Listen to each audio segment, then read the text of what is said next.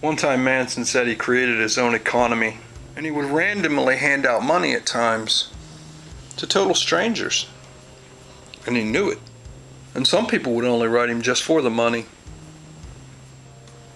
This is a postcard from Charles Manson. His own personalized postcards, amazingly enough. And they're signed on the back with his own signature. And if you would have been lucky enough to get one of these in the mail from him, you could have very well taken that postcard out of your mailbox, put it on eBay, and got about $400, $500 out of it that very day. I've seen it happen. I've seen it happen at least 3 times. And I got 2 of them that day. So then why didn't I sell mine? Do I want to sell them now? No, I don't. He was my friend. He was my friend. And what he wrote on the back of them to me is more meaning than the $500 that I'd ever get for the postcards. And then they'd be gone. You know, back in the day, we used to sit down and write mail to each other. That was how you got mail. And this mail is pretty precious. We're going to look at this mail today. We're going to look at what he said on the back of these skull cards. Also looking for some decorations for a grave. And we're going to talk a little bit about Lynette. And every one of them has to do with skulls. Yeah, this is what I need. George Bond. For a grave. Believe it or not, I'm going to tell you about it.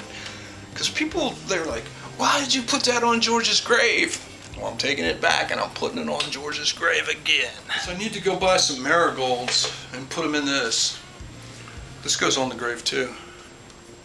Why do you put this stuff on George's grave? Because George is in a Mexican cemetery. There's a lot of Mexican people in there. And they celebrate the Day of the Dead, and they decorate the graves. I know George is a Mexican, but George shouldn't be left out either. I mean, everybody else is decorated, and then nobody did it for George. This is for George. Because another thing that my grandmother told me, she told me, you're not really dead until nobody says your name. So as long as somebody says your name, you're still alive. Hopefully, after we all die, people keep saying our names. Plus, you ought to look up the Day of the Dead and what it's really about. Just go over there and sit and talk to George that day. So, November the 2nd. Want to take a picture of this? Go over, you'll see it. It'll be sitting right there on George's grave. In remembrance of George. No, I didn't know George. Not at all. I did know Charles Manson though, and he knew George, and he liked the old guy. And that's good enough for me. And I sort of knew Lynette, through the mail anyway, and she liked George a whole lot, and that was good enough for me too. So it was kind of like, you know what? Let's keep this guy alive. He sounded like a good guy. And not to mention that he's only like right across the street. So I felt obligated. Oh, speaking of Lynette, I got word that, actually Stoner did a video called Your Word is Your Bond. I didn't watch it because it's like 2 hours of my life that I don't got to give up. But evidently Lynette and Colby and all those people got it worked out, and they figured it out that it was my fault and none of his fault and nobody else's fault, but it was my fault. And I don't really want to know any information, because if I do know something, then I might tell somebody that's not supposed to know that, you know. I thought if you were having a yard sale, you'd want like everybody to know that you were having a yard sale. I thought I was being helpful there for one thing. If you're having a yard sale and nobody knows about it, nobody shows up. But if you're having a yard sale and everybody knows about it, everybody shows up, and you can raise the prices. They didn't look at the way. Hey, having a yard sale. Oh, don't tell nobody. Don't tell no. Oh man, you ruined it. That's what I don't get any of this whole logic that they go by about how they're scared. Everything's like in a felony. You know, it's almost like the yard sale was a felony. Oh, we can't mention that. They think in the felon kind of mindset that I don't think in, so that's how we kind of got mixed up there, you know. No, nothing really bad intended there. And And my friend, I was happy for my friend that he got a picture with her. I could show you the picture again, since it kind of sickens me to my stomach when people kind of do that crap to me, where they, they make me out to be some bad guy. Really, it was all good intentions. So we won't talk about anything that I know from anybody else. We'll just talk about stuff that I've seen maybe on the real news about Lynette. That she lives in a house that's decorated with skulls. Back to skulls again. Yeah, skulls. What's that about, Lynette? I would like to know that. And actually, if one of those are for sale, I'd like to buy one from you. Yeah, you think I'm making it up. No. Now I got to go to the media to get my information from you because, they even show your house there. I'll show you. You want to see it? The article's not bad. It makes her out to be like she's a pretty nice lady to live around, really. And truthfully, the media always goes for that edge of like, oh, you're living next to Lynette Fromme. And then they go interview the neighbors, and the neighbor's like, she's nice to me. I always see her with the other neighbor, the lady that has the dog. She's always walking with the dog. So, Lynette don't sound like that bad of a person to be a neighbor with even. Even the people in her neighborhood don't mind that she's there, so I don't know why. When I first started writing her, I told her the reason that I was writing anyway. First off, I told her I was an autograph collector. Secondly, I sent a newspaper article where they told all about I was an autograph collector.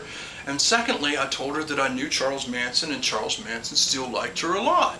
And he wanted me to write her and help her out with whatever she needed help out with. And she mainly needed help out with books, so I helped her out with a lot of books. And if you ever do an interview, you can ask her, and she can confirm that or deny that, whatever she would like to do. But she and I both know that she would send me the bill for books that she had ordered.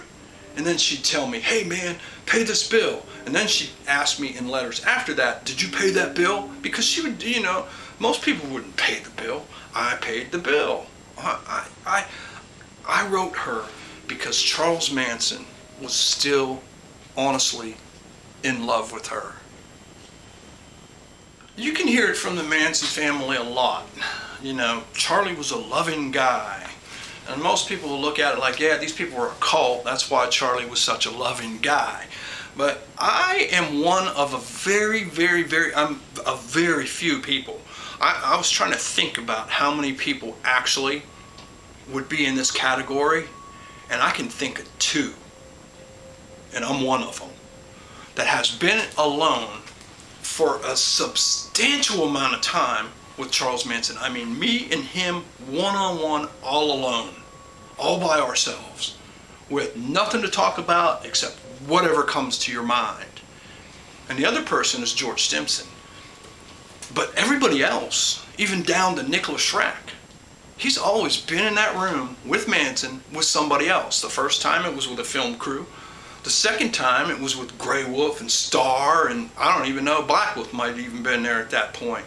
But he's never been in a room by himself with Charles Manson to be able to talk to him one-on-one as a human being. Nobody, except for me and George Stimson, that I know about, who spent any long period of time with Charles Manson. Because there might be one or two people that got a visit, but they were only there, like I said at the very beginning of the video, for the cash. That's all they were there for.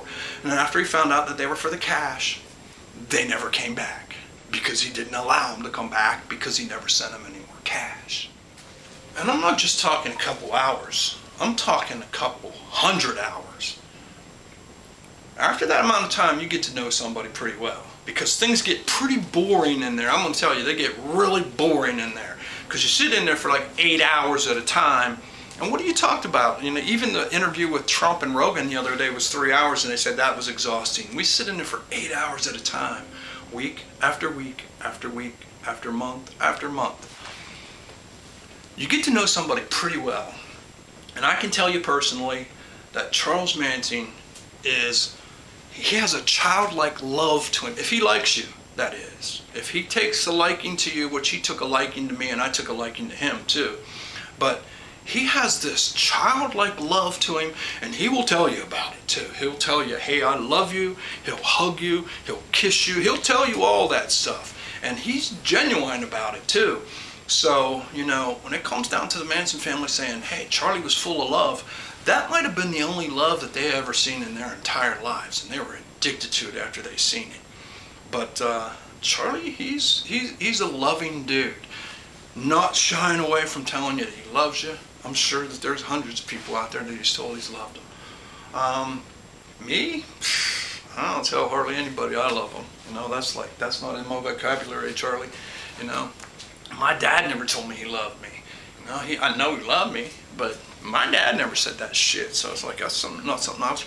But then I thought about it. It's like Manson never grew up with that shit either. Nobody ever told him he loved. They loved him. He had a genuine quality there of making people feel very loved. And at the end of that article with Lynette, she talks about how she thinks she still loves him. Well, I can tell you what. We're sitting in there in them hundreds of hours of conversation, and one of the conversations was about Lynette. And Charlie looked at me, he goes, I wish I would have done the same thing you've done. I wish I would have taken the same path that you took. He says, I wish I would have just married that redhead and just went down the road. He really wished he would have just got married to Lynette at the point that he met her, left everybody else, and he would have been in better off shape. And he thought about that a lot. And he did love Lynette. I think Lynette was the only person that he loved in that whole group. Sandy, I don't even think he liked her, to tell you the truth. He stomached her, but he really loved Lynette. So I wouldn't do anything bad to Lynette anyway, I wasn't trying to do anything bad. And now let's read these postcards and get this video over with, because I got other things to do. It's pretty hard to bring a camera down in your garage and talk to yourself like in solitary confinement for 15 minutes at a time, which it actually takes like 2 hours or something. And don't get me wrong, I'm not complaining a bit, because I like doing it. I like talking to you, and I like listening to you. I like your comments. I read them all, even so sometimes I can't get to commenting back on all of them. I read them all, and I'll eventually try to comment back on them all. But let's read these postcards, because you're interested in the same stuff I'm interested in, and this is beautiful. I just got to find more time to do it, because sometimes it's like, dang, I wanted to do that, but I didn't do that, because I know you're always down here waiting in the garage. Let's get them postcards and look at them. Talking about getting busy at times, let's give these postcards some context here. Sometimes you get busy and time, just flies by. It still does. It gets worse the older you get too. So if you're younger than me, it gets worse. Well, I used to write Manson at the beginning. I was writing him every once a month, and then sometimes this was 15 years into the relationship. And this was 15 years ago now. Sometimes, the month would slip by, then 2 months would slip by. Well, this one point, it was like 6 months slipped by and I hadn't written him and he hadn't written me. And this was the first time that he wrote me in that 6 month period.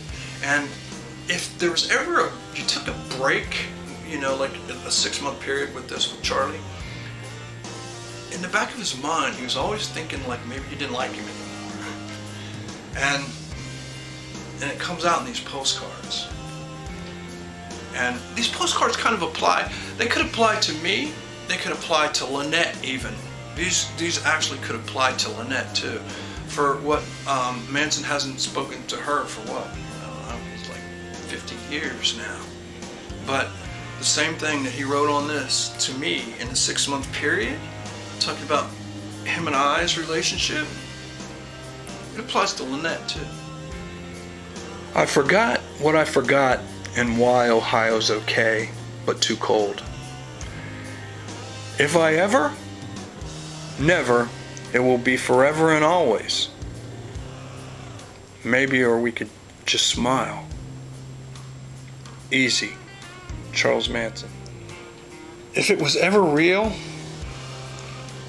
it's forever sealed to true. Once love is love, it will always be on call. If not, then it was never real. Love is much, much more because it never ends or starts. we just wake. So that's the story about the skulls. Hey Lynette, if you got one of them skulls you want to sell that you're decorating your house with, I am serious. I want to buy it off of you. Get in touch with me somehow.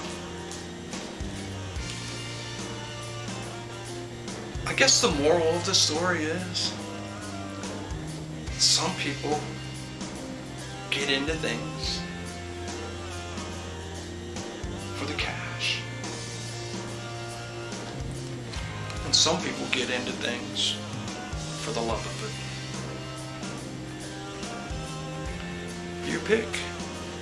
Until next time, peace.